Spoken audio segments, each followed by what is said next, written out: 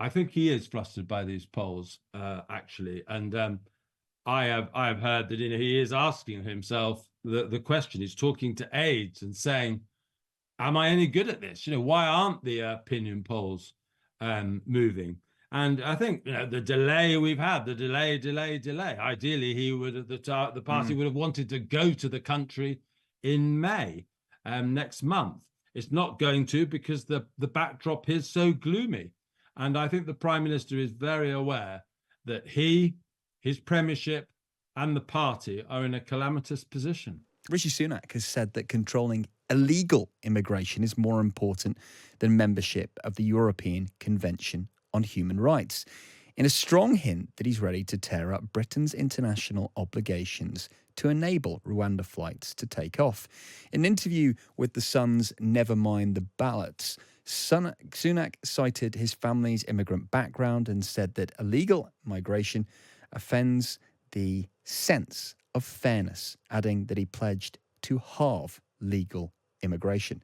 The Prime Minister has also failed to rule out a June general election and insisted he's yet to decide the date Britain will finally head to the ballot box. Well, Tim Montgomerie is a political commentator and founder of Conservative Home. Tim, good to speak to you. Good to be on. Thank you for having me. So this is the latest MRP poll that we've seen in 4 days, but there's been a big swing in the space of that time. So how reliable are these polls? Well, what they all point to is a catastrophic Conservative defeat.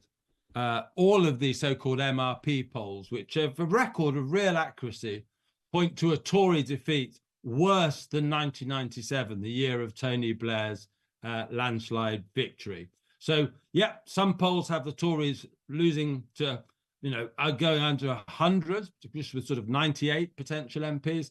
Others say the Tories could win 150.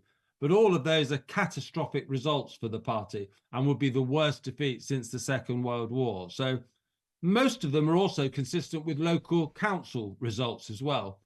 Swings in by-elections. They're all pointing to the same thing, which is the biggest Conservative loss of seats that we've seen in modern times. And we've heard from the Prime Minister today speaking to The Sun, and he said that Britain will quit the ECHR, European Convention on Human Rights, if that is what it takes to stop the boats. And of course, that's something that chimes with Reform voters, isn't it?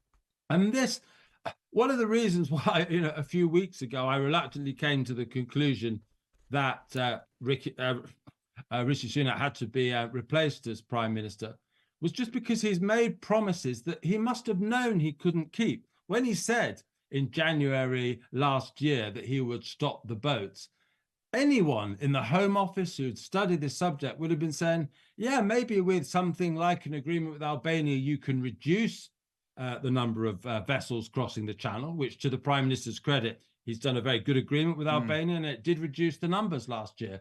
But stopping the boats, why make a promise you can't fulfill? And it's fueled, as you say, the Reform Party, led by Richard Tice. And the Reform Party is nipping at the Tory party's heels already.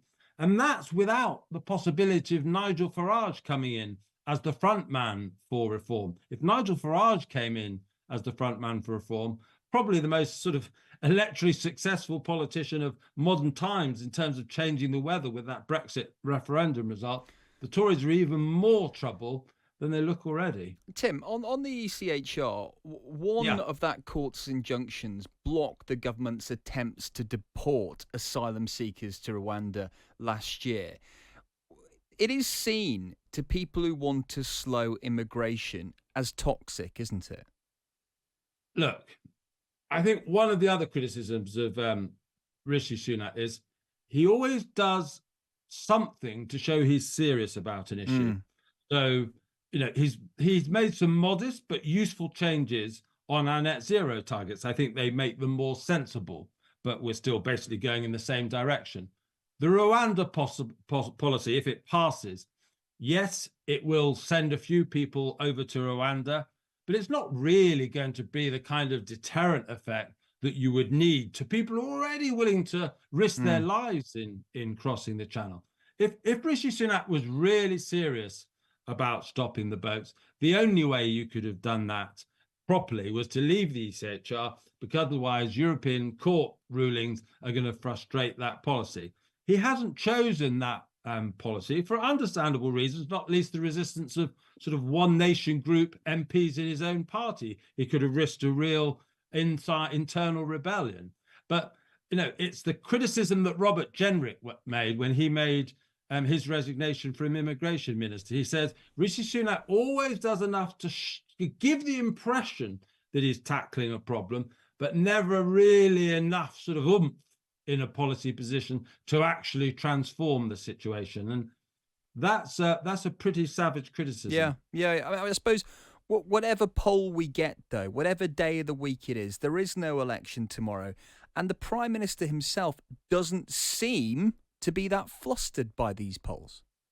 I think he is flustered by these polls, actually. And I have heard that he is asking himself the question. He's talking to aides and saying, am I any good at this? Why aren't the opinion polls moving? And I think the delay we've had, the delay.